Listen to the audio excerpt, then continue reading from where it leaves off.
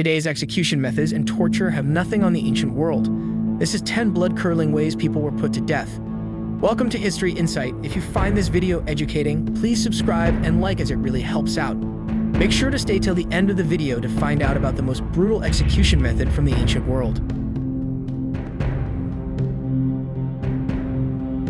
Crucifixion was a form of execution that was used in the ancient world and even as recently as the 20th century. Its origins can be traced back to the Assyrians and Babylonians, and it was later adopted by the Persians, Alexander the Great, and the Phoenicians, who brought the practice to Rome in the 3rd century BCE. The process of crucifixion involved being tied or nailed to a wooden cross. Nails were driven through the bones beneath the wrist in order to support the weight of the person being crucified. This was a calculated placement as it would not hit any major blood vessels, but instead affect the median nerve, leading to intense pain and muscle contractions. The feet were also attached to the vertical part of the cross, which would cause the legs to weaken and the arms to take on the burden of the body's weight, resulting in dislocation of the shoulders and arms.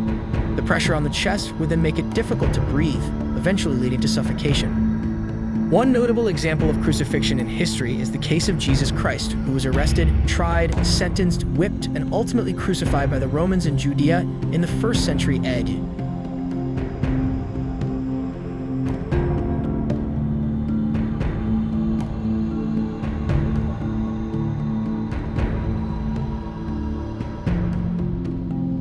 Despite the apparent joy of the dancing rats, rat torture was one of the most brutal forms of punishment in the ancient world. The reason for this is that rats have a voracious appetite and can chew through anything, making them a natural choice for a torture device. In this form of torture, a rat was placed inside a small cage that was positioned on the victim's abdomen. The cage was then heated from the outside using a candle, flaming stick, or hot coals, which would make the rat increasingly agitated. In order to escape, the rat would then start to gnaw its way into the only soft surface available to it, the victim's skin. This would lead to the rat burrowing into the victim's bowels, causing unspeakable pain. This method was used to extract information from prisoners and was also intended to have a psychological impact on the victim, adding an additional layer of terror to the torture. This form of torture has been used in various parts of the world, including Europe during the Dutch Revolt in the 17th century, where the Dutch leader Deter used it on prisoners, and in South America between 1964 and 1990, where it was employed by military dictatorships in Argentina, Brazil, Chile, and Uruguay.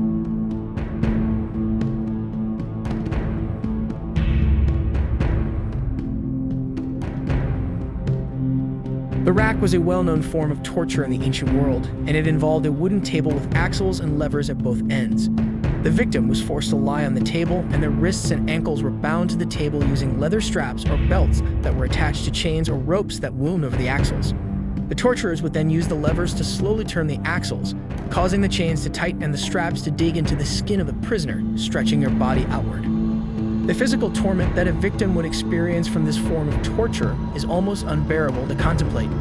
Their vertebrae would expand, joints, muscles, and tendons would give way, their posture would change, and the ribcage would put pressure on their lungs, leading to bones shattering and nerve endings being exposed, resulting in near unimaginable pain. For those considered to be especially tough, they would be placed on spiked axles that stripped the flesh from their back. This form of torture has been used in various parts of the world, including Britain, where in 1447 British Constable John Exeter used it to torture prisoners in the Tower of London, and in Greece in 356 BC, where the Greeks used it to torture Herostratus, a Greek arsonist who had burned down the temple of Artemis at Ephesus.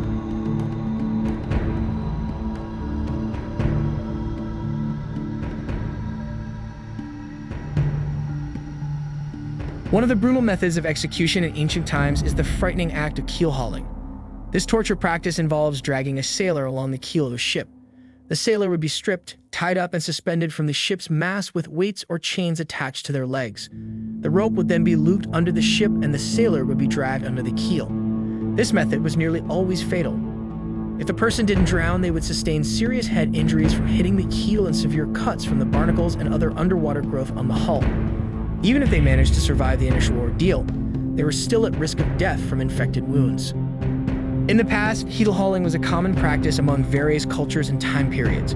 For example, the Dutch practiced keel hauling between 1560 and 1853, as depicted in a painting of a surgeon being dragged along the keel. The English Royal Navy also used keel hauling in the 11th century, and it was recorded by several English writers in the 17th century. The 700 BC Rhodian maritime code, Lex Rhodia, mentions keel hauling as a punishment for piracy in ancient Greece.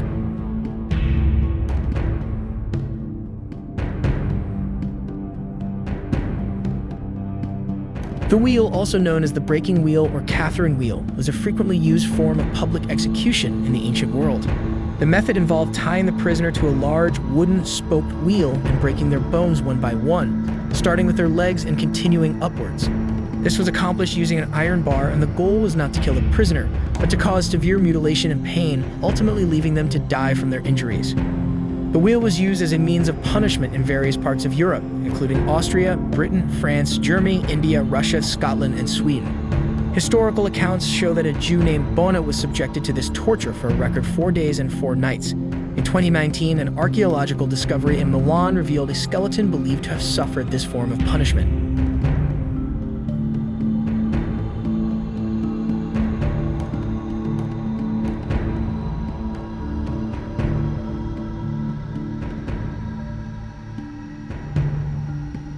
The practice of impalement is a brutal and graphic form of torture that was widely used in many civilizations and cultures throughout the ancient world.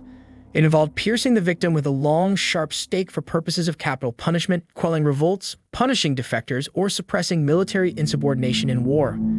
This method could be performed in 2 ways, longitudinal or transversal. For the longitudinal approach, the individual would be positioned above the spike, which was inserted into their body partway up the rectum. The force of gravity would cause the spike to pass through the body, avoiding vital organs and exiting through the skin of their shoulder or neck. In some cases, the victim could survive this form of impalement for several days. For the transversal method, the stake was instead pierced through the torso, either from front to back or the opposite. There was also a variation known as gaunching, where the victim was thrown onto metal spikes, hooks, or rods and either left to die or subjected to further torture by the executioner. Historical records of impalement can be found in ancient Persia, Europe, Mesopotamia, and the Near East, the Neo-Assyrian Empire, and Pharaonic Egypt.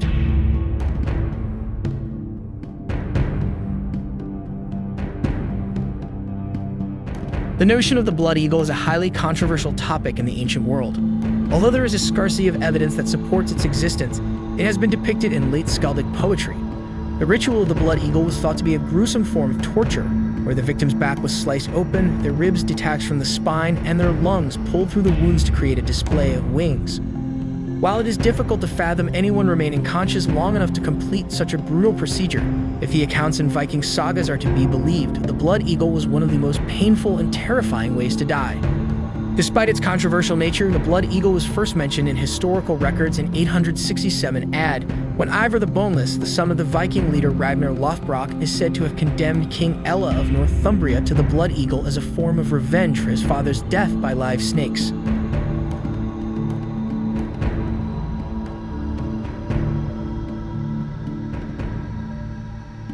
Coming in at number 3 is the unbelievable form of execution known as drinking molten gold. Although there are limited historical records of this punishment, it is believed to have been used by the Romans and Spanish Inquisition on both sides of the Atlantic Ocean. The process was as brutal as it sounds. The victim would be restrained and their mouth forcibly opened, and then hot gold would be poured down their throat, causing severe damage to internal organs and blistering of the lungs, leading to an immediate death. Here's some real-life examples. In South America, the Jivara tribe is known to have captured a Spanish governor in 1599 and executed him by pouring liquid gold down his throat. The Roman general and politician Marcus Licinius Crassus is believed to have suffered this fate when he was captured by the Parthians. They are said to have used this method to symbolize Crassus' greed for wealth. Similarly, another Roman general and politician, Manius Aquilius, was defeated and later executed by Mithridates VI of Pontus via molten gold.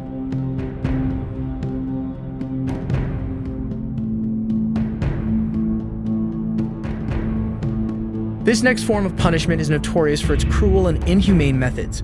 Flain, also known as skinning, was one of the most painful forms of execution used in ancient times. The process involved tying up the victim and removing their skin with a sharp blade, often starting with the head to increase the suffering as the victim remained conscious. In some cases, parts of the victim's body were even boiled to make the skin easier to remove. This practice could lead to death from shock, blood loss, hypothermia, or infection, and the time of death could range from several hours to several days.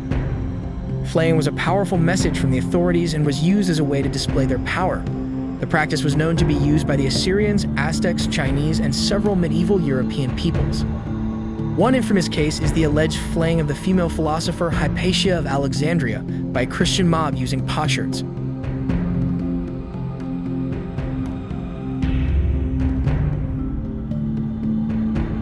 The most brutal method of execution in the ancient world is the Roman candle, a practice so frightening that it takes the top spot above all others.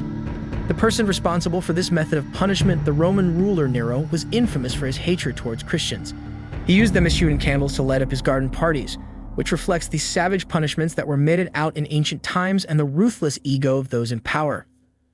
The process of the Roman candle involved tying the victims to tall stakes and then pouring flammable liquid over them. The fire was started from the feet and was designed to prolong the suffering of the victims. Regardless of whether the Christians had rebelled against the state or not, this was a monstrous way to die. The painting Nero's Torches depicts the burning alive of Christian martyrs who were accused of being responsible for the Great Fire of Rome. This scene highlights the first instance of Christian persecution under Roman rule and serves as a reminder of the brutal punishments inflicted in the past. And that's it for today's episode of History Insight. I hope you found this information on the most brutal ways to die in the ancient world both fascinating and educational. If you enjoyed this video, please don't forget to subscribe to our channel for more informative and educational content. And if you have any thoughts or questions, please leave a comment below. Your feedback is always appreciated. Lastly, please give this video a like. It helps us reach and educate more viewers. Thank you for watching, and until next time, stay curious.